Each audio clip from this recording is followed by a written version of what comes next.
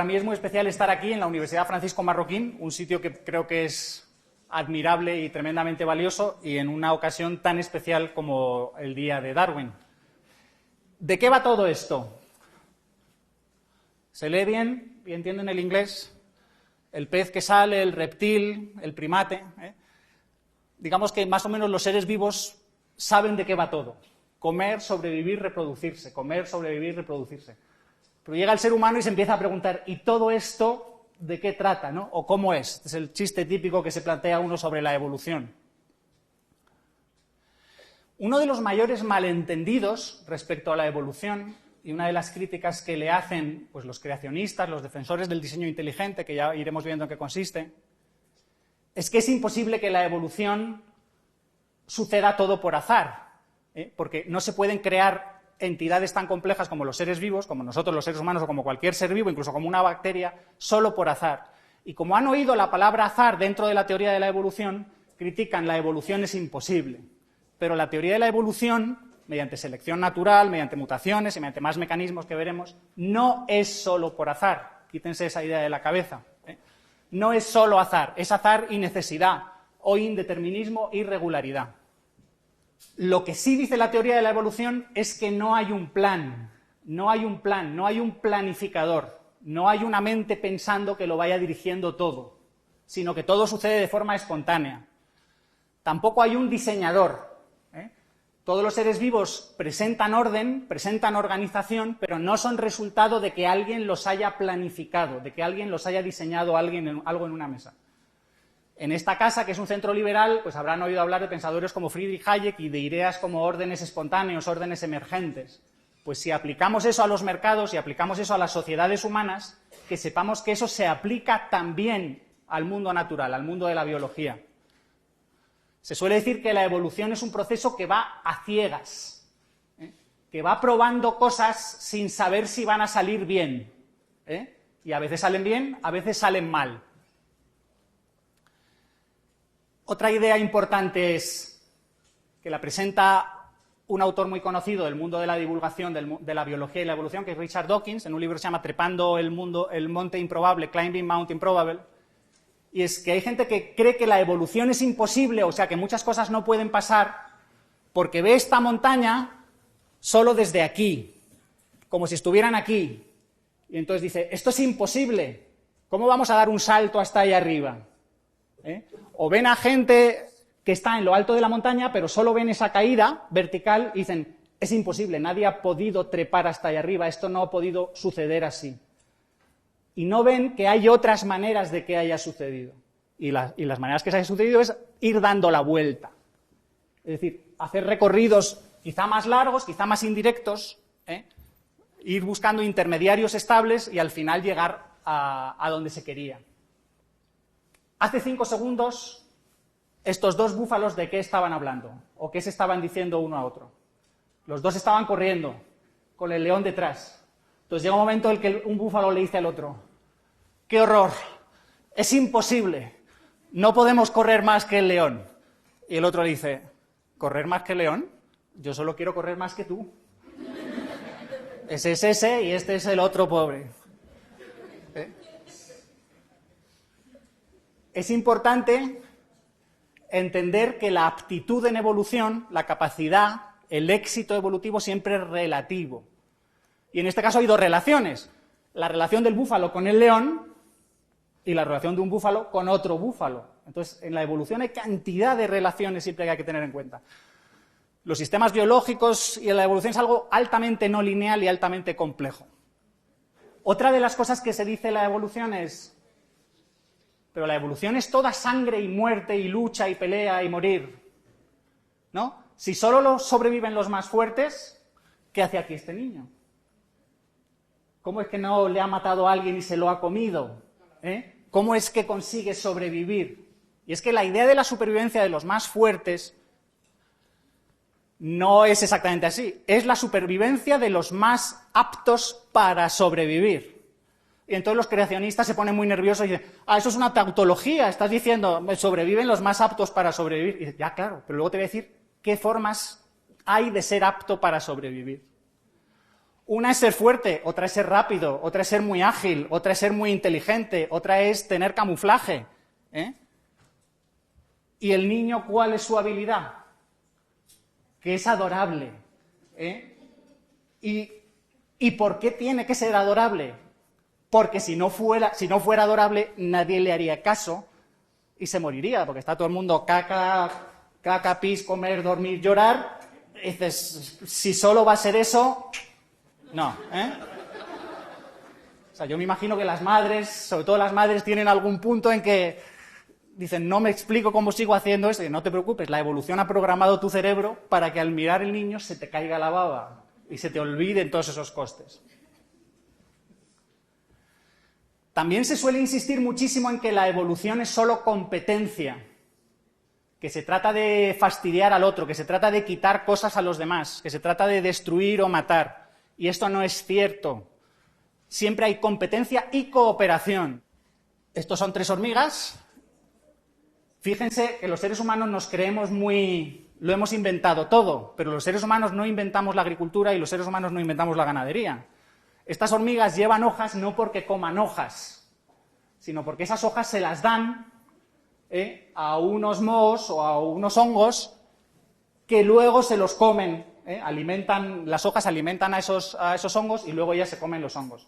También funciona esto con ganadería. Tienen ellos otros insectos, no sé si son insectos o unos áfidos, y segregan algo que se lo comen, pues como se lo beben como si fuera leche. O sea que la cooperación es muy importante y que los humanos hay cosas que no las hemos inventado, sino que ya la naturaleza la descubrió hace tiempo. Pero los humanos es verdad que somos los hipercooperadores, los supercooperadores, los más cooperadores de todos. Solo comparables a los insectos sociales, que los insectos sociales son ultra también cooperadores, muy colectivistas, se hace todo por el grupo. Pero entre los primates, entre los chimpancés y los bonobos, y un poco más allá los gorilas y orangutanes, es difícil encontrar tanta cooperación. Hay cooperación, pero no tanta. Es muy difícil encontrar a muchos tirando de la misma cuerda. Por ejemplo, aquí podemos estar un montón de personas en un sitio más o menos apretado y no matarnos unos a otros. Si metiéramos aquí a un montón de chimpancés estarían matándose unos a otros, no aguantarían el estar en un espacio cerrado. ¿Qué es la vida? La vida no es un misterio inexplicable, no es sobrenatural, es un fenómeno natural, emergente, espontáneo. El concepto es muy sencillo, ya verán que se lo voy a definir en 3 palabras, en 3 conceptos clave que luego vamos a ir desarrollando, pero la realización concreta es muy compleja. Una característica esencial de por qué la vida es tan especial, y quizá a la gente le cuesta entenderla, es que es un fenómeno autorreferente, o reflexivo, o recursivo, que se apunta a sí mismo. Así que hablamos en cosas como de autocatálisis. Los sistemas vivos son sistemas autocatalíticos, que se catalizan a sí mismos. Veremos qué es la autopoiesis como autocreación. Se autoorganizan, no necesitan un organizador externo. Pero la autorreferencia no solo opera en la vida, también opera en otros ámbitos como el lenguaje, que el lenguaje habla de sí mismo, la conciencia. La conciencia surge cuando un agente cognitivo se representa a sí mismo y trata de pensar acerca de lo que está pensando. Y en la literatura liberal de la ética de la libertad hablamos de autoposesión, que las personas libres nos poseemos a nosotros mismos.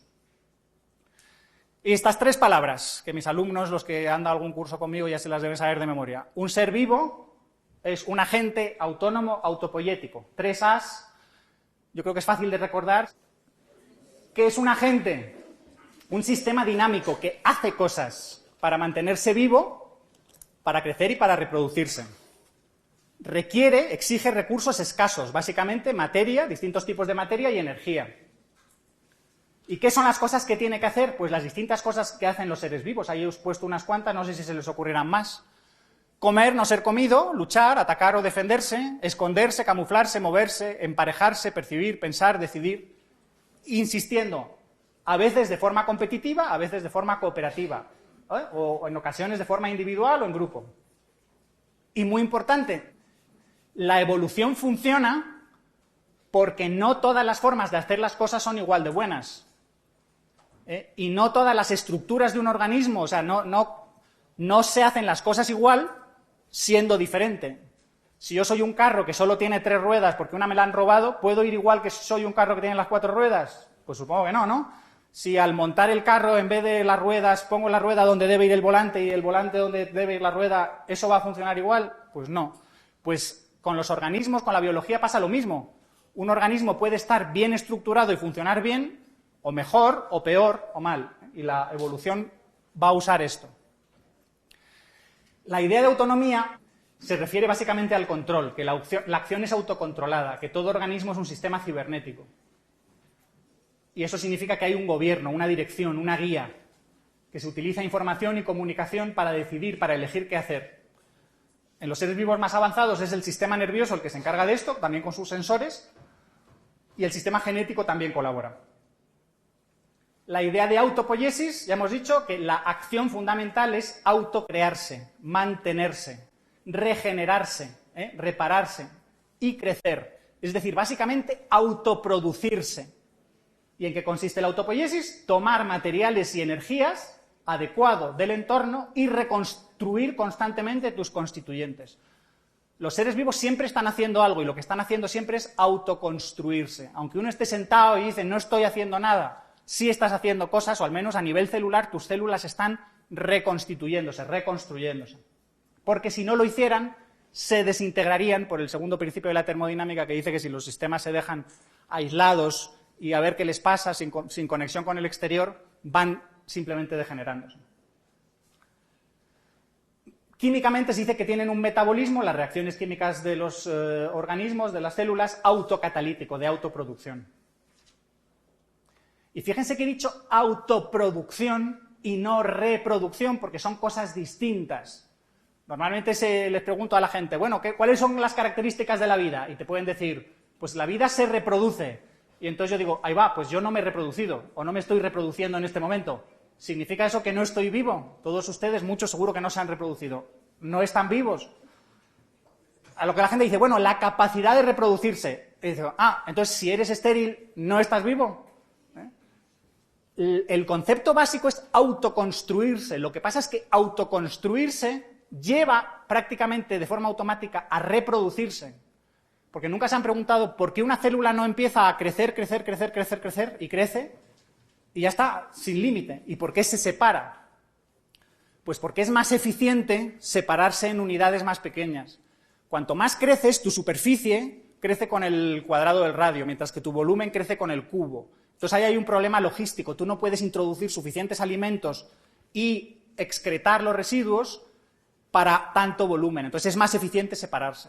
Además, la membrana y todo el esqueleto celular probablemente no aguanten a ciertos tamaños. Luego hay tamaños a los que uno es más eficiente sobrevivir y es mejor reproducirse.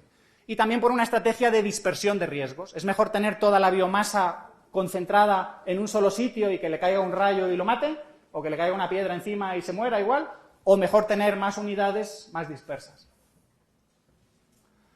Luego, al final, los organismos crecen, no de forma indefinida, y se dividen y se reproducen.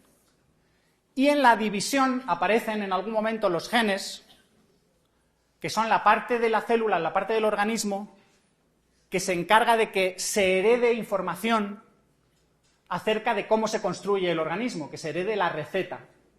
Pero la copia no es perfecta, la copia a veces suceden errores. Errores no quiere decir cosas que sean malas, sino que simplemente la copia no se copia exactamente igual.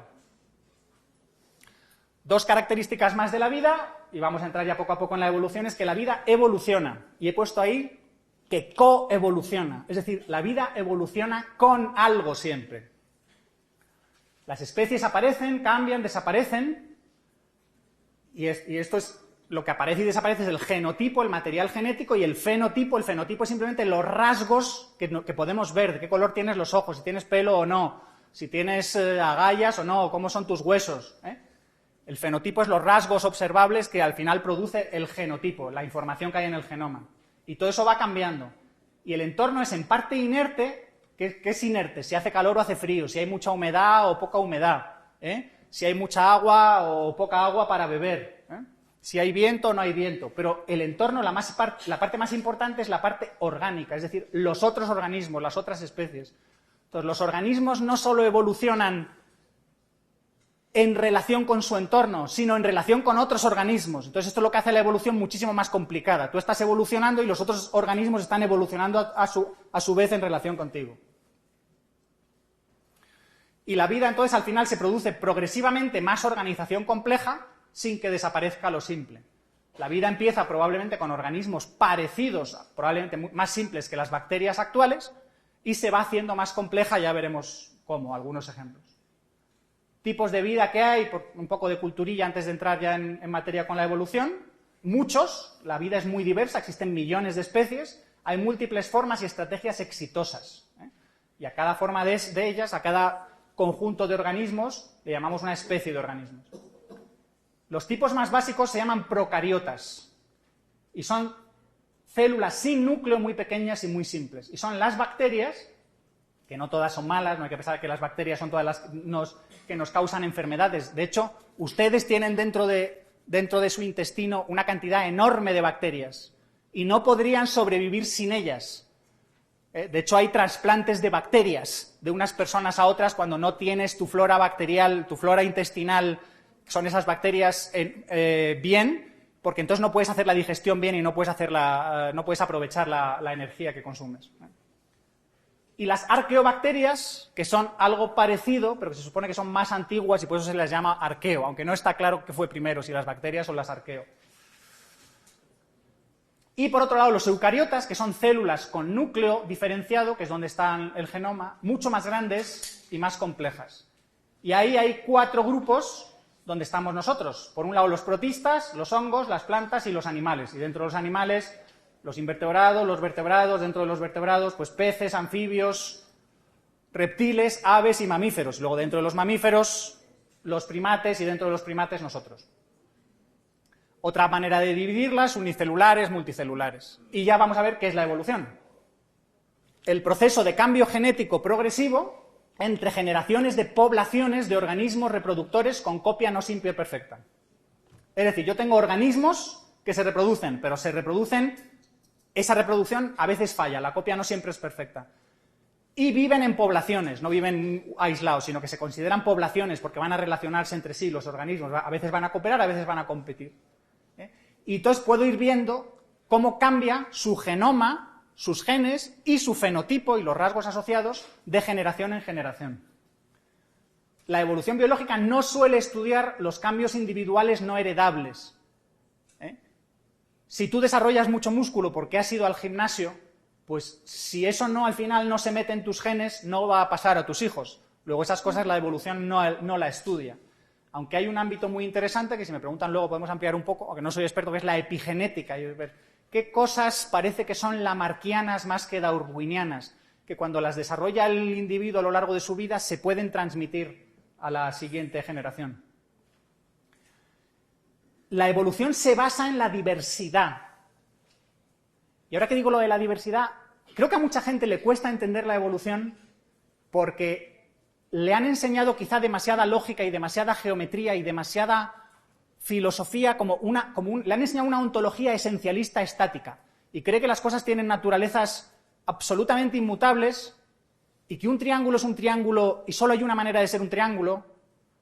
Entonces yo he leído a alguna gente decir, bueno, es que solo hay una manera de verdad de ser un cerdo y todo lo demás es como menos cerdo. Y dices, no, eso para un biólogo es una barbaridad. Es decir, todos los cerdos que pertenecen a la especie cerdo son más o menos cerdo, tendrán rasgos en la curva estadística de distribución más o menos normales o más o menos exóticos, pero todos son cerdos, no hay una manera ideal de ser un cerdo. Entonces, la evolución funciona porque hay diversidad y ella misma genera diversidad. Porque existen diferencias entre esos rasgos hereditarios que son relevantes para la aptitud para la supervivencia y reproducción. Es decir, como hay diferencias entre esos cerdos que son de distinto tipo, pues algunos lo tendrán más fácil para sobrevivir y otros lo tendrán más difícil. Y por selección natural, los que lo tengan más difícil tenderán a ir siendo eliminados y los que lo tengan más fácil, los que lo hagan mejor en la competencia por la supervivencia, son los que triunfarán y seguirán existiendo. Y recordemos siempre la idea, esto enfatizo siempre, competir y cooperar por recursos escasos. Si los recursos fueran ilimitados, pues no haría falta ni competir ni cooperar, pero como no lo son, como son escasos, pues no hay para todos. ¿En qué consiste el éxito vital para un organismo vivo, para una especie? O su aptitud. En que vivas mucho tiempo, longevidad, en que seas muy fecundo, en que tengas muchos hijos, muchas crías, muchos vástagos, y que la reproducción sea fiel. La fidelidad no me refiero a fidelidad conyugal, sino que si eres una A, al reproducirte produzcas As, no produzcas Bs, porque entonces en realidad no te estás reproduciendo, estás produciendo otra cosa. La evolución va produciendo adaptación. La adaptación se puede definir como acoplamiento al entorno. Se va incrementando la aptitud de forma relativa y absoluta. Una aptitud absoluta sería soy capaz de correr a 100 km por hora. La aptitud relativa es lo que importa es la diferencia entre mi velocidad y la velocidad de mi presa o la velocidad de mi depredador. Y de nuevo, y también la aptitud es siempre contextual. ¿Es bueno tener agallas? Pues depende. Si vives en el agua, sí. Es decir, en el contexto agua es bueno tener agallas, pero fuera del agua no te sirve de mucho. ¿Es bueno tener pulmones? Pues fuera del agua sí, pero dentro pues sirven de poco. Depende del contexto, y recordemos que el contexto incluye otros organismos. Siempre son ambientes concretos. No hay... El ser humano no es la cúspide de la evolución porque somos los mejores y somos en todo. No, cada organismo y cada especie está adaptada, está acoplada a su entorno. Y de nuevo insistir en la idea de coevolución, con el entorno que suele ser más estable y con otros organismos con los cuales cooperas o compites. Es un proceso histórico con detalles concretos. Yo les voy a contar sobre todo mucha teoría, pero también es muy interesante leerse libros de a ver qué vino primero y cómo evolucionó, qué pasa, cómo salen los peces del agua y se convierten en anfibios, luego cómo los anfibios se convierten en reptiles, los reptiles, no todos obviamente, estoy diciendo como algunos anfibios se transforman en reptiles, algunos reptiles se transforman en mamíferos. Una idea importante que Darwin lanza y que ya se estaba discutiendo en su época era la idea de gradualismo versus catastrofismo. ¿Qué pensaba la gente antes de Darwin o qué pensaban muchos? Por ejemplo, Cuvier. Y obviamente ahí hay mucha historia religiosa, como la creación en 6 días y el arca de Noé, y solo se salvan los animales que están en el arca y todos los demás perecen. Pues había la idea de que todo se había creado muy deprisa y que los cambios solo se producían mediante catástrofes. Pero entonces, antes que los biólogos, o que entonces les llamaban naturalistas, Darwin era naturalista, les empiezan a decir, pero quizá las montañas se hayan formado poco a poco mediante presiones en el terreno que van haciendo subir el terreno. Y quizá luego aquello se erosiona muy poco a poco y los procesos que podemos ver en el día a día, acumulados, pues pueden producir cambios muy grandes. Entonces Darwin usa esa misma idea y dice, cambios relativamente pequeños pueden ir acumulándose en escalas de tiempo muy grandes. Y de nuevo entonces volvemos a la idea del monte improbable. Tenemos mucho tiempo para recorrer un camino que puede dar muchas vueltas, pero que al final llega donde vemos que llega. Pero el gradualismo también se refiere a continuidad. Y es decir, todo organismo, salvo, digamos, los primeros, cuando se origina la vida a partir de materia inorgánica, surge de otros organismos. Luego tiene que surgir de algo que ya existe. La evolución solo puede trastear o hacer chapucillas sobre lo que ya existe. Tiene que haber una continuidad y una gradualidad. Nunca se parte de cero. Y por eso en la evolución y en los organismos hay muchísimas restricciones de diseño. Se dice que la evolución es chapucera, que trastea. Un ingeniero biológico ve los organismos y dice, pues yo lo habría hecho mejor. Yo el ojo lo habría diseñado de otra manera, para que al final no tenga cataratas o para que no sea miope, para que no tenga problemas. Y dices, ya, pero la evolución funciona con lo que tiene y nunca produce cosas perfectas. A los hombres a cierta edad, ya casi la mía, la próstata les empieza a fastidiar. Y dices, pues ¿por qué? Porque el diseño de la próstata está donde no hace falta que está, donde pasa todo el conducto urinario. Entonces dices, no tendría por qué estar ahí, podría estar en otro lado y así no verse afectada y no inflamarse con la edad, pero está ahí. Otra idea es que los cambios son muy pequeños, luego que la evolución funciona lentamente. Y esto es verdad si entendemos lentamente en comparación con las edades geológicas. Cuando hablamos de que la Tierra tiene pues, más o menos 4.500 millones de años, pues obviamente la evolución puede funcionar lentamente y con tanto tiempo producirá cosas. Pero eso no quiere decir que sea siempre la misma, la velocidad puede ser variable. Y una discusión que hay entre los evolucionistas es la teoría de los equilibrios puntuados. Y es que cuando se observa el registro fósil, se ve que hay épocas de estasis, de que apenas hay cambios, de que todo está muy estable, de que los organismos no cambian, y luego cambian muy deprisa. De nuevo, deprisa en escala geológica, siempre va a requerir aquello decenas de miles de años o cientos de miles de años. Y esto no es tan raro. De nuevo, la evolución se aplica a sistemas complejos, y los sistemas complejos son no lineales, y en los sistemas no lineales se dan estos cambios, estas aceleraciones, estos frenazos. Es muy normal. Los cambios suelen ser pequeños, suelen ser marginales, además porque son más probables, porque es más probable que ocurran y es más probable que funcionen. Tú mejoras el Ferrari de Fernando Alonso no reinventándolo desde cero, sino haciéndole ajustes marginales. Si lo intentas inventar desde cero, probablemente fracases. Pero también puede haber cambios grandes. ¿Cómo consigues grandes cambios? Ya hemos dicho, mediante muchos pasos y con muchos elementos intermedios estables. Hay una analogía que a mí me gusta mucho, que es de Herbert Simon, o al menos yo se la he leído a él, no sé si él la cogió de alguien antes, que es, imaginen que tienen dos relojeros. Un relojero tiene que producir, los dos tienen que producir un reloj que tiene 1000 piezas. Pero uno de ellos tiene que ir poniendo todas las piezas, y si no consigue poner todas las 1000 enteras y lo deja, el reloj se viene abajo, o sea, se estropea y todas las piezas ellas se separan. ¿Ustedes creen que ese relojero va a tener fácil producir algún reloj? Lo va a tener bastante difícil. Entonces, un relojero que lo tendría más fácil es aquel que consiga ir paso a paso mediante módulos estables. Que diga, junto 10 piezas, y esas 10 piezas, una vez las tengo juntas, ya se quedan ahí y funcionan. Junto otras 10 piezas y funcionan. Luego tomo estos elementos de 10, tomo 10 de 10 y ya tengo 100. Y luego vuelvo a tomar estos, tomo 10 de estos con 100 piezas y ya tengo el reloj completo con las 1000 piezas. Pues la evolución funciona así. No hay que organizar, no hay que montar todos los organismos de una sola vez, sino que vas poco a poco, mediante intermedios estables, cacharreando con ellos.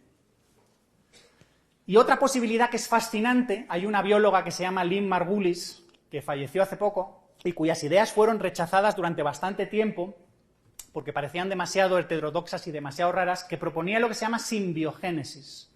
Y es que se pueden originar especies nuevas por fusión simbiótica de especies antiguas. Lo trataremos varias veces porque es una idea tan interesante que la repito una y otra vez. El ejemplo que suelo poner es, imaginen que tienen que evolucionar una motocicleta. Y tienen una bicicleta y tienen un motor. ¿Qué es más fácil? ¿Esperar que a la bicicleta le crezca un motor? Imaginemos que son orgánicas y que pueden hacerlo. ¿Esperar que al motor le crezca la bicicleta? ¿O tomar la bicicleta y el motor y unirlos y que se acoplen bien? Probablemente es más fácil esto, y además así consigues muchísima más complejidad. Esta es la idea de la simbiogénesis. Esto no quiere decir que sea fácil, a veces el motor se pondrá en el sitio equivocado, se pondrá al revés, se intentará acoplar al manillar, pero basta con que una vez funcione para decir ya tienes otro organismo que funciona y si luego consigues que se reproduzca, has avanzado muchísimo en complejidad. Luego así se pueden producir cambios muy grandes. Ya dijimos esta idea, es un proceso ciego, no puede prever, no tiene intencionalidad, no está dirigido, no es inteligente. Llega a algún lugar, que nunca es un lugar final, pero no pretende alcanzar ese lugar. Y es lento, tiene muchos fallos y costes, pero como puede ensayar todo lo que quiera con todos los seres vivos y tiene todo el mundo y todo el tiempo del mundo, pues no hay problema. Como se descartan fracasos y se retiene aciertos, pues al final lo que funciona se retiene. Produce inteligencia e intencionalidad, nosotros en la medida en la que seamos lo que seamos, somos intencionales y somos inteligentes, pero el proceso en sí no lo es. Esto ya lo hemos resaltado al principio como idea fundamental, es parcialmente aleatorio y parcialmente determinista. No es solo azar, sino azar y necesidad. Hay que entender que azar no es lo contrario de intencionalidad. De nuevo, a la gente le dices, bueno, como el proceso no es intencional, es aleatorio. Y dices, no, lo contrario de azar es lo contrario de azar como indeterminismo es regularidad, causalidad, determinismo. Otra manera de definirla, que la verán y me parece muy elegante, y es que el proceso de evolución funciona mediante la retención selectiva de variantes aleatorias. Las variantes, las nuevas las novedades, lo que se crea, lo que se innova, es aleatorio, se produce a ciegas. Pero luego la retención es selectiva. Es como si usted le dice a un amigo, a ver, quiero echarme novia. Entonces, vas a salir a la calle y pillas a las 10 primeras chicas que encuentres, pero a ciegas, no importa, las 10 primeras, y me las traes. Y luego yo elijo, y luego habrá que ver si ellas se dejan. Entonces, el proceso de generación de lo que llamamos variantes ha sido aleatorio, en el sentido de que es, bueno, cualquiera, la que pase por ahí. Pero luego el proceso de retención se supone que es selectivo. Dices, tú me gustas más, tú me gustas menos. Pues la evolución funciona así, genera variaciones a ciegas y luego las va probando. Pero la prueba es, digamos, inmisericordia, es decir, si eres capaz de correr, te escaparás, o al revés, alcanzarás a la presa, y si no, pues quedarás seleccionado al revés, expulsado. ¿Cuántos mecanismos evolutivos hay? Me imagino que ustedes han oído hablar de dos, solo, mutaciones y selección natural. Son, digamos, los más importantes, pero en realidad hay más. Lo vamos a especificar un poco. Al final se trata de estudiar la dinámica de la diversidad genética, de por qué hay variantes. Hay unos mecanismos que incrementan, que generan novedad. Son las mutaciones, la recombinación sexual, las especies que se reproducen sexualmente recombinan material genético, y lo que se llama flujo genético, que flujo genético es simplemente que viene un extranjero de fuera de la población y te trae genes nuevos, genes que tú no tenías ahí. ¿Y qué mecanismos reducen y eliminan novedades, eliminan diversidad? La selección natural, que es determinista y se basa en aptitud, y la deriva genética, que simplemente, no voy a entrar en profundidades, es que algunos genes se eliminan por mala suerte. Aquí también funciona a veces la mala suerte, por azar. Dentro de la selección natural, yo la suelo incluir dentro, pero algunos pensadores dicen, bueno, es un caso especial. Hay otros mecanismos que son la selección sexual. Y es que como tú para reproducirte, si te reproduces sexualmente, necesitas una pareja, y el emparejamiento no es aleatorio, porque me imagino que ustedes practican emparejamiento no aleatorio, como hemos dicho antes, eligen a sus parejas, no echan una moneda al aire y dicen, bueno, contigo sí, contigo no. Fíjense si esto es importante, que los primeros modelos biológicos de ordenador que intentaban reproducir, pues eso, qué es lo que pasa en la vida, utilizaban mecanismos de emparejamiento al azar. Entonces dices, pero ¿cómo podéis pretender que esto sea realista? Esto es imposible que esto sea realista. La vida es selectiva, la vida no es tonta en ese sentido, sino que ha aprendido a seleccionar. Esto es cruel, pero es real. No todas las madres pueden sacar adelante a todas las crías. Luego, en algún momento, tienen que decidir si a esta cría la saco adelante o no. Si las cosas vienen muy mal dadas, igual no puedo sacar adelante a todas las crías y tengo que dejar que una se muera o no alimentarla. Y entonces, no todas las crías sobreviven. Desde el punto de vista de la madre es un agente de selección. Y por eso los bebés son adorables. Y también hay selección social. Cuando vives en grupo es esencial llevarse bien con los demás que quieran cooperar contigo, que quieran asociarte contigo. Luego también el grupo tiende a seleccionar a los otros. Por hablar un poco de las mutaciones, que simplemente son cambios en los genes, pues las habrá buenas y se conservan, las habrá malas y se eliminan, y hay muchísimas que son neutras, que son cambios en el genoma que o no tienen ninguna importancia o la tienen pero muy poca y siguen ahí. Los cambios pueden ser de lo que se llama una base. En los genes hay una serie de bases, una serie de letras, que es lo que contiene la información, o varias, y se pueden insertar o extraer, o borrar. Una base sola o una secuencia entera. Se puede hacer copias, se puede invertir las secuencias, se puede hacer todas las perrerías que imaginen ustedes con la información. Otra crítica que se le hace a la evolución de algunos creacionistas que no entienden cómo funciona, y es que dicen, bueno, pero es que si mutas un gen o si mutas un rasgo, es posible que otra cosa deje de funcionar, o es muy difícil que todo funcione a la vez. Y no entienden que muchos genes están repetidos en el genoma. Entonces yo puedo tener un gen y guardar la receta original y luego hacer una copia y ensayar también con la copia. Entonces no se tiene por qué perder el original. Entonces así la evolución tiene muchísimo más poder para seguir avanzando. La selección natural, que está relacionada con la adaptación, porque la selección natural es lo que produce adaptación. Los organismos que funcionan bien en un medio, los que acoplan los rasgos del organismo, los que consiguen acoplar sus rasgos al entorno o al contexto, son los que sobreviven. ¿Cómo se sabe si algo es una adaptación o no? Porque el mismo rasgo en otro medio o otro rasgo en ese medio no tendrían tanto éxito. Las alas de un ave son muy útiles en el aire, en el vacío no servirían de nada y debajo del agua pues no son tan buenas.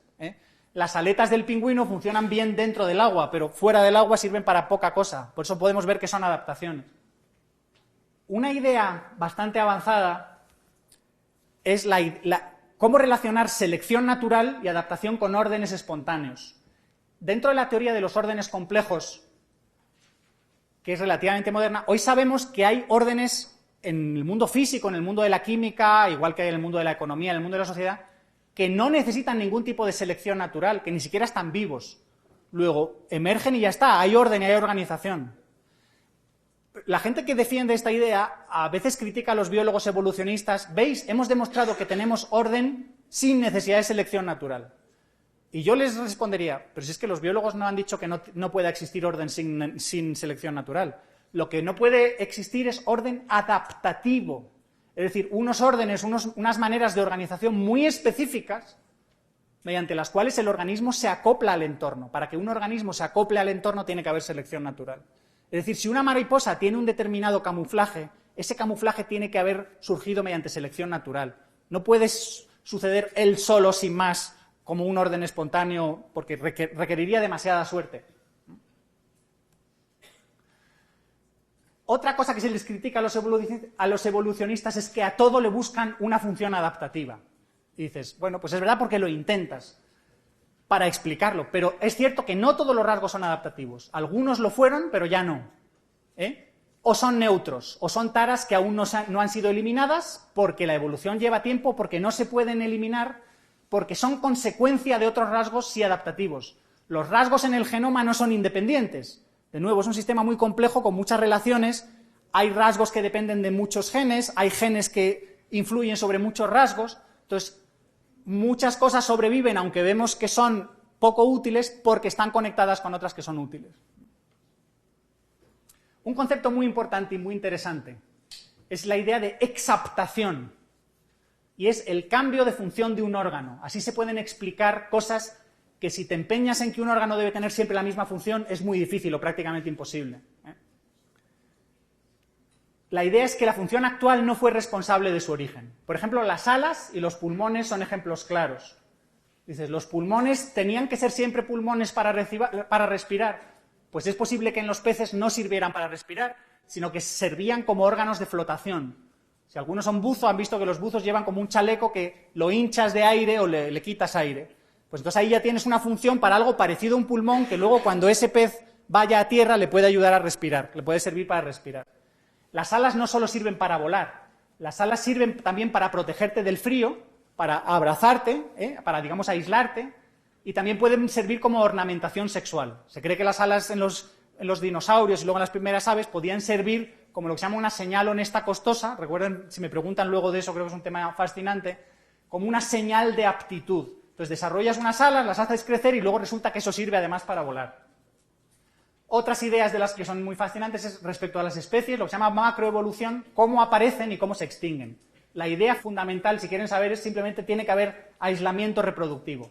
Si tú tienes una población que se divide en dos y se separan, entonces cada una va a empezar a evolucionar por su cuenta. Y pueden llegar a separarse tanto que luego, aunque se junten, ya no se pueden emparejar sexualmente, ya no son la misma especie, y entonces empezarán a diverger cada vez más. Otra idea que habrán oído hablar muchas veces, la idea del árbol de la vida, la estructura de la vida como árbol con ancestros comunes. Y de nuevo les insisto, la idea es simbiogénesis, que es fascinante, nueva especie por fusión cooperativa de organismos.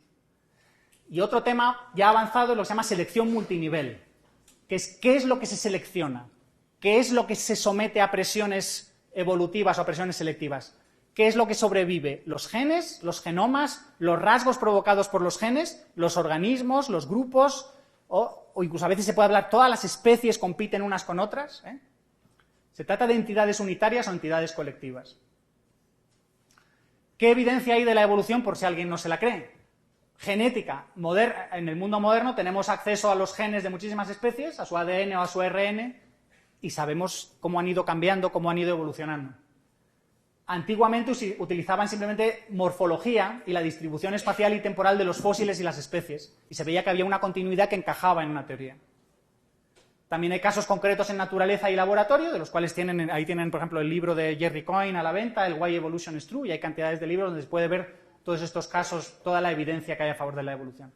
Pero yo suelo insistir en que, sobre todo ante los austríacos, que es que la evolución es apodíctica, es que tiene que funcionar sí o sí, y si no, díganme en todo esto que les he explicado de cuando hay diversidad y las distintas variantes no funcionan igual, y entonces va a ir habiendo una divergencia, ¿qué es lo que no puede ser para que la evolución no funcione? Y que las alternativas son pseudocientíficas, a menudo con componentes religiosas. Todo lo que es el creacionismo y el movimiento del diseño inteligente, que es muy potente en Estados Unidos, y con sus ideas de complejidad irreducible y conservación de la información, que son ideas erróneas, pues insisten en que son ciencia. No son ciencia, son pseudociencia. Ellos intentan pasar por ciencia porque tienen un problema legal. Ellos quieren difundir sus ideas en las escuelas, pero en Estados Unidos está prohibido que el Estado y la religión se relacionen mucho, ¿no? Entonces, ellos tratan de decir, no, es que nuestras ideas no son ideas religiosas, son ideas científicas, y tratan de colarlas por ahí. Vamos a hablar un rato, los últimos 10 minutillos como mucho, de sociobiología y evolución humana, muy rápidamente.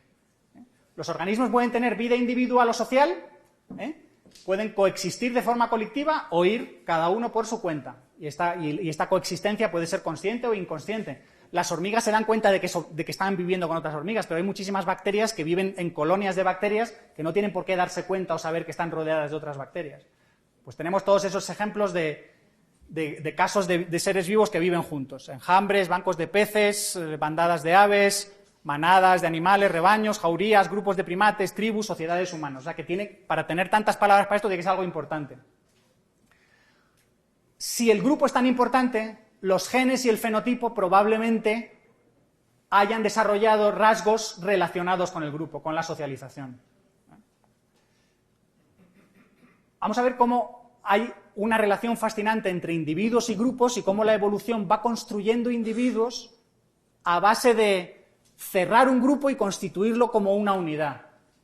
Estos se llaman transiciones evolutivas. Es decir, cambios especialmente importantes, cambios especialmente grandes. Y lo que hemos dicho es que se forma una nueva especie por simbiogénesis. Hay una fusión irreversible de organismos que inicialmente eran autónomos, pero empiezan a cooperar, y cooperan tanto, se vuelven tan interdependientes, sus relaciones se hacen tan fuertes que dejan de ser capaces de sobrevivir solos. Y entonces ya has construido ya una unidad que tiene una vida separada, una identidad. Y en el momento que eso puede organizarse bien, funcionar bien, gestionar bien la información, gestionar la cooperación, que no haya competencia destructiva y reproducirse como una unidad, ya tienes un organismo de más alto nivel que es una nueva especie. Entonces, al final, algo que originalmente era un organismo se transforma en órganos. En el inicio, ¿qué es lo que había? Lo que acabo de comentar, una agrupación simbiótica que se transforma en un colectivo de agentes cooperadores interdependientes y esa interdependencia se vuelve tan fuerte que se convierten en una unidad. Ejemplos de transiciones evolutivas, aunque no tienen todas las mismas características de esto que les he comentado, es primero, en una célula probablemente inicialmente los genes estaban sueltos, pero para evitar conflictos entre ellos y que cada uno intentara reproducirse por su cuenta y entonces al final la célula estuviera toda, digamos, perdida de genes que no hacían nada más que reproducirse, una manera de disciplinarlos es unirlos en un genoma y que solo se reproduzcan en un cromosoma, digamos, cuando toque y todos se reproducen a la vez. En la célula procariota podría haber orgánulos que tengan este origen y se sabe que el organismo celular, los eucariotas, son resultado de la fusión de algunos procariotas. Esto sabe en el caso de los cloroplastos, que son los orgánulos que son encargados de la fotosíntesis, y de las mitocondrias, que son los orgánulos que gestionan la energía. Un organismo multicelular, ¿qué es al final? Pues lo mismo, un grupo de células, de organismos que originalmente eran una sola célula, esas células se juntan y al final dan un organismo a nivel más alto. Y luego, además, surge lo que es la diferenciación en tejidos, en órganos y en sistemas. Y el último paso, resulta que somos nosotros. ¿Qué pasa cuando se forman grupos sociales? Colonias de insectos, que se les suele llamar superorganismos, porque es difícil considerar a un insecto solo como un organismo y se acabó. Puedes ver a toda la colonia como un superorganismo y a cada hormiguita, digamos, como los órganos. Lo que pasa es que están distribuidos, en vez de estar físicamente juntos, se distribuyen y salen a pasear, a buscar comida, pero luego vuelven al nido. Y los grupos de otros animales entre ellos nosotros. ¿Por qué es tan importante el grupo? ¿Por qué pasa esto? ¿Por qué vamos creciendo? Porque el grupo te permite concentrar esfuerzos similares. Simplemente la idea de que la unión hace la fuerza, para atacar y para defenderte. Y además esto es no lineal. 2 siempre pueden muchísimo más que 1, no solo el doble. Y además puedes construir y compartir refugios, o que sirven como un nido o una fortaleza. Además puedes compensar riesgos aleatorios, puedes ayudarte mutuamente. Y así produces mucha seguridad. Si un día tienes un accidente y alguien te ayuda, te puede salvar la vida. Si estás solo, ese accidente te puede matar. Si no alcanzas las necesidades mínimas de conseguir comida, mejor si hay otro que sí los consigue. Entonces así vas compensando todas las fluctuaciones y la volatilidad del alimento. Y por último la que dicen los economistas, que no es la única, que cuando vives con otros te puedes especializar. Y especializas e intercambias y así cooperas, divides el trabajo. Y ya acabamos, faltan unas pocas, un par de minutillos, sobre detalles de la evolución humana, en las que les aviso, aquí ya no solo intervienen los genes, algo que nos caracteriza a los seres humanos es la cultura, el poder aprender, el poder descubrir cosas nuevas y transmitirlas pues mediante el lenguaje o mediante procesos de imitación, que alguien ve algo y otro lo copia, pero no a través de los genes. Lo primero que nos pasa a los seres humanos es que nos bajamos de los árboles, se supone que hay un cambio climático, se acaba la selva o la jungla en alguna zona de África y aparece la sabana. Entonces, puede ser mejor tener una locomoción, estar básicamente de pie, ser bipedal, porque así te mueves mejor, alcanzas mucha mayor distancia y la eficiencia en el uso de la energía es mucho mejor. Además, hay diversas teorías de por qué nos ponemos de pie. Una es esta, de aprovechar la energía. Otra es que así puedes vigilar. Si estás de pie, simplemente ves más lejos y pensar que en una sabana la hierba crece muy alta. Es decir, no, si eres bajito realmente o estás bajito como un chimpancé, te cuesta mucho más ver. Y una consecuencia importante no deseada de esto es que libera las manos. Y las manos son ya muy útiles para cargar comida. Puedes ir a buscar comida lejos y no tienes que comértela ahí, sino que la traes y la mueves de sitio y la almacenas y luego la compartes con otros. Como las manos quedan libres, eso es estupendo, pero al ponerte de pie el parto es más difícil. Entonces la mujer lo tiene más difícil y no puede dejar que el niño crezca tanto como crecería en otros primates, en los chimpancés. El embarazo en los seres humanos es de 9 meses, pero es que en los chimpancés es de bastantes más, no recuerdo si incluso hasta 15, porque el chimpancé crece mucho más y nace ya mucho más crecido. En los seres humanos no es así, porque el canal del parto no es lo suficientemente grande. Además hay otra explicación moderna, y es que la madre es incapaz de proporcionar suficiente energía al bebé a partir de un momento. Lo tiene que expulsar porque ya no lo puede mantener con su propio metabolismo. Tiene que alimentarlo, digamos, desde fuera. Las crías, entonces, al nacer tan dependientes, se dice que son altriciales. Y de nuevo la idea de deben ser adorables. Esto lleva a una necesidad de emparejamiento entre padre y madre. En muchísimas especies solo las madres cuidan de las crías. Los machos son casi prescindibles, solo contribuyen el esperma y luego se van. En el caso de los seres humanos el emparejamiento es importantísimo. Surge la familia y toda la selección de parentesco, lo que se llama la inversión parental, el estar negociando para que el padre también invierta recursos en las crías, y cuando vives en grupo los cuidados cooperativos, ya no solo padre o madre, sino que toda la tribu cuida de las crías. Otro rasgo importante se llama neotenia, y es que las crías humanas, o los humanos permanecemos con rasgos infantiles o juveniles durante mucho tiempo. Y lo que esto te permite, porque no solo físicamente, sino que el cerebro, digamos que tarda en congelarse. Estás aprendiendo durante muchos más años y la madurez llega más tarde. Tienes más tiempo de aprender. Pues una vez te haces viejo, se supone que tus neuronas se congelan y ya no eres crillo, ya no quieres jugar, ya no quieres aprender tanto. También los humanos somos especialmente expresivos en comparación con otros primates.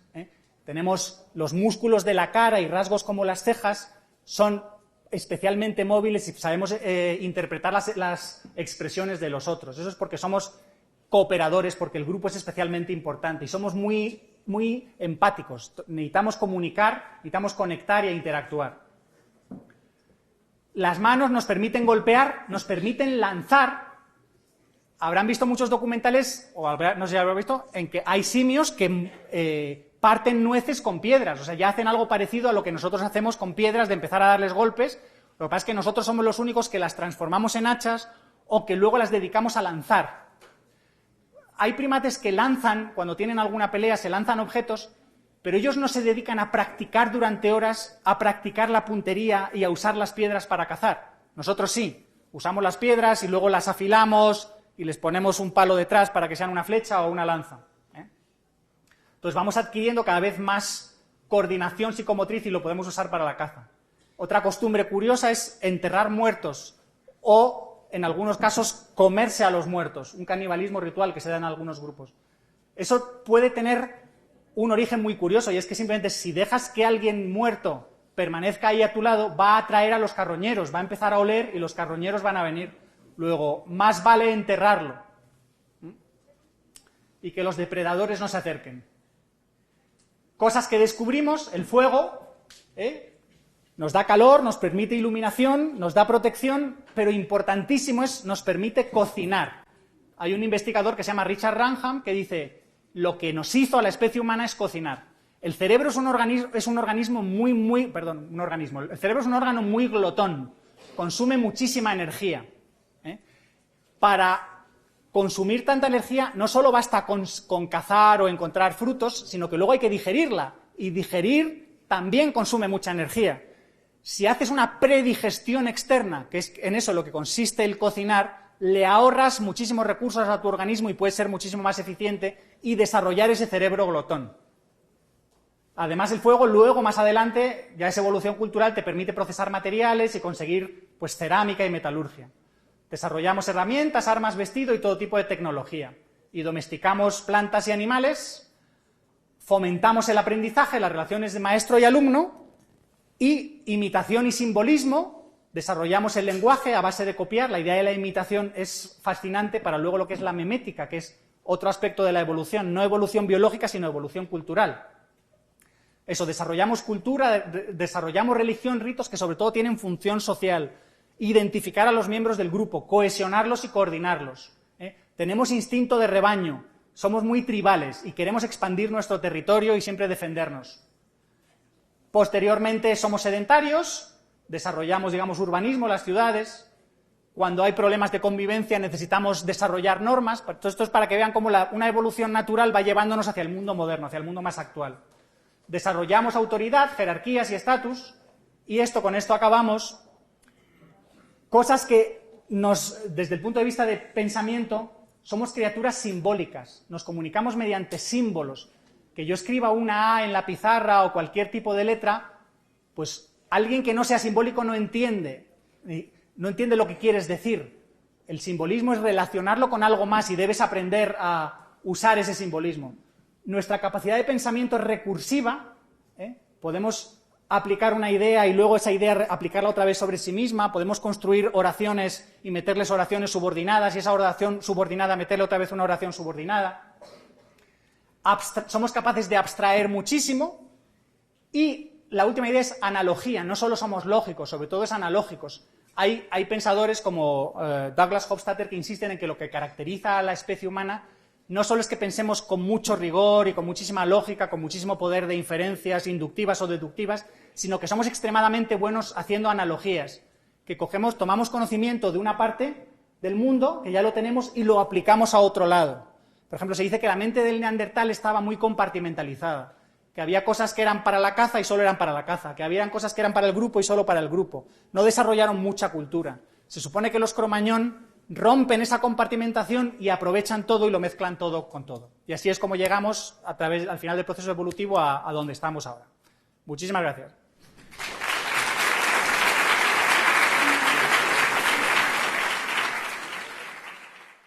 Bueno, según tengo entendido, la frase o la noción de la supervivencia del más apto no fue acuñada por Darwin, sino por Herbert Spencer. De esa noción también sale la del darwinismo social, que es, en cierta forma, organizar las estructuras sociales en base a que el más fuerte o el más apto debe sobrevivir. ¿Usted considera que esa es una buena forma de organizar la sociedad? El problema del darwinismo social es que se usa como un peyorativo para insultar a la gente. Para decir, es usted un darwinista social. ¿Quiere usted que los pobres se mueran? ¿Quiere usted que solo sobrevivan los ricos? Y yo digo, vamos a ver, la evolución es una teoría que lo único que hace es describir lo que pasa. pero no prescribe, no obliga a nada. Si una sociedad quiere organizarse de una determinada manera, lo que pasa es que el evolucionista les puede decir, oiga, si se organizan ustedes así, esto va a tener estas consecuencias. Si se organizan de otra manera, tendrá otras consecuencias. Por mucho que a la gente no le guste, el evolucionismo funciona también en las sociedades humanas. Lo vemos, por ejemplo, en los mercados. ¿Por qué aparecen unas empresas y triunfan y otras fracasan? Porque son seleccionadas por los consumidores o por quien sea, por los inversores, por los capitalistas. La evolución también funciona en el ámbito de lo humano. La evolución no le va a decir a nadie cómo debe organizar la sociedad, pero le puede decir qué consecuencias puede tener distintos intentos de organizarla de una manera o de otra. No sé si pudiera profundizar un poco en el tema de la epigenética, más que se ha convertido últimamente en un campo de estudio que ha venido de cierta forma, a botar la vieja barrera de nature versus nurture en cuanto a la explicación de las implicaciones sociales ambientales y la modificación del comportamiento del ADN sin necesariamente cambiar el núcleo, por ejemplo. Eso es fascinante. Fíjense que yo he dado una explicación parcial de la realidad, que no pretende ser completa. Para entender a los organismos no basta entender su evolución filogenética, hay que entender también su desarrollo, el desarrollo de cada individuo. Y eso no depende solo de sus genes, no es todo nature, sino también hay nurture, es qué te hace tu madre en el útero, cómo te cuidan, si te alimentan o no, cómo te tratan tus hermanos, cómo te trata el grupo, qué comes, qué dejas de comer, hace calor, hace frío. Entonces, la epigenética ha descubierto algo muy curioso, y es que los genes... Bueno, primera idea, los genes... Todas las células de tu genoma, de tu organismo, tienen el mismo genoma. Pero entonces te podrías preguntar, ¿entonces por qué no son todas las células iguales? Si todas tienen el mismo genoma, ¿cómo es que las células son distintas? Y es porque no todos los genes están activos en todos los sitios. El programa de desarrollo es decidir en qué parte del organismo y en qué momento activo un gen, en qué parte lo desactivo. Y la epigenética dice, es curioso, hay una manera de activar y desactivar genes que se llama metilación o otros cambios químicos, que no afecta al gen en sí, sino que simplemente le dice actívate o desactívate. Y entonces eso lo pueden hacer las madres, digamos, con las crías, o es algo que les pueden transmitir las madres a las crías. Lo que pasa es que no soy especialista en eso, hasta qué punto eso es transmitible una generación más y luego una generación más y una generación más. Eso todavía está por ver. Pero es verdad que tiene importancia para la parte del desarrollo, es decir, tú puedes tener un gen y dices, ay, pues estás fastidiado porque ese gen es muy malo. No, quizá no se exprese nunca, quizá puedo inhibirlo. O al revés, tienes un gen bueno, pues actívalo. Luego el campo de la epigenética es muy, muy interesante.